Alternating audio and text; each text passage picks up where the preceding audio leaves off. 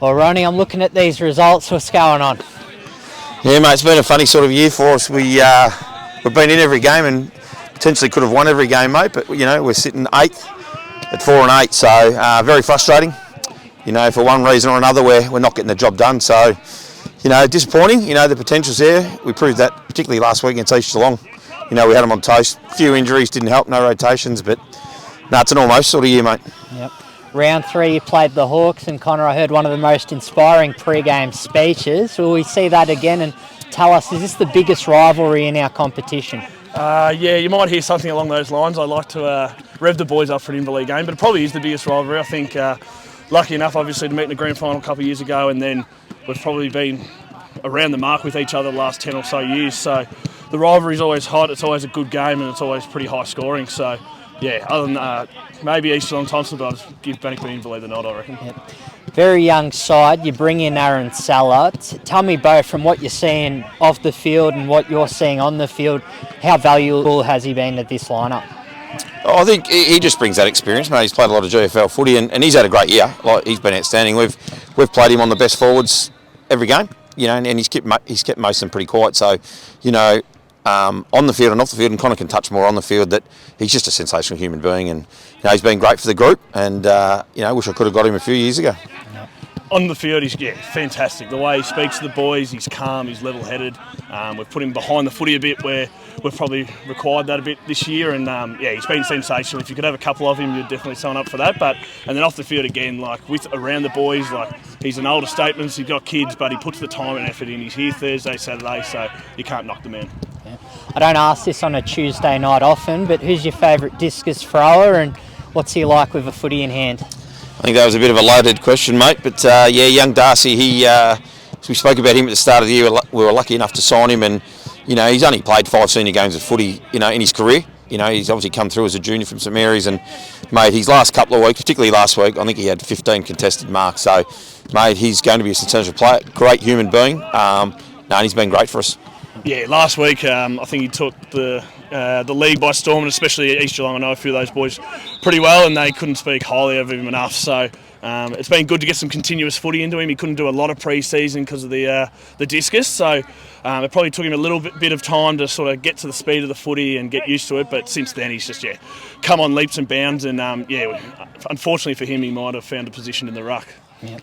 Now, these are my words, not yours, but the last 30 years, the umpires haven't given Bannockburn any love on Whitley Medal Night. Ronnie, does that change this year with the man right next to you? I don't think so, mate. And you can't be too critical of people, but you're exactly right with that. And we've had sensational footballs, and Connor's one of them. And you sort of look at the end of the counts, and I know I particularly go, geez, what game are they watching? But mate, you're going to get that. And particularly the guy next to me, he should have been up there with a lot. His last 10 years have been outstanding. So you just don't know what they think, mate. And at times, it's like everyone, they get it wrong.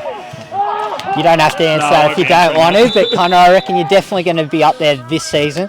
One other individual, you've got a guest tonight. Can you tell us who's running training behind you, and will we see more of this in future times, I suppose?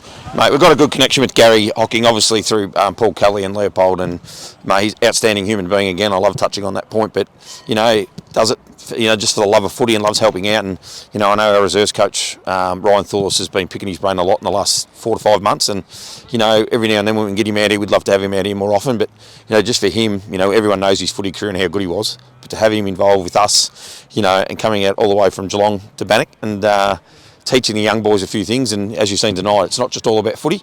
He started off with a bit of fun and games, but mate, I wish I could get him more. He's outstanding, and people want to get him out to their footy clubs. All right, well, I'm heading off down the road to Inverleigh. Is there anything you guys want me to find out while I'm there? Oh, not really, mate. I think everybody knows everyone pretty well.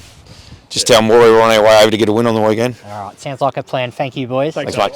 Plan for tonight is obviously we've got Buddha here. What we're going to do is we're all going to walk in there with Buddha first up, so we'll probably have to take our boots off. All right, then we'll obviously go into our warm-up. When we split later on, seniors and reserves, Buddha's going to take another drill, a stoppage drill. All right, so I want to see some energy tonight, having the week off. Let's get back into it this week. All right, everybody in the rooms.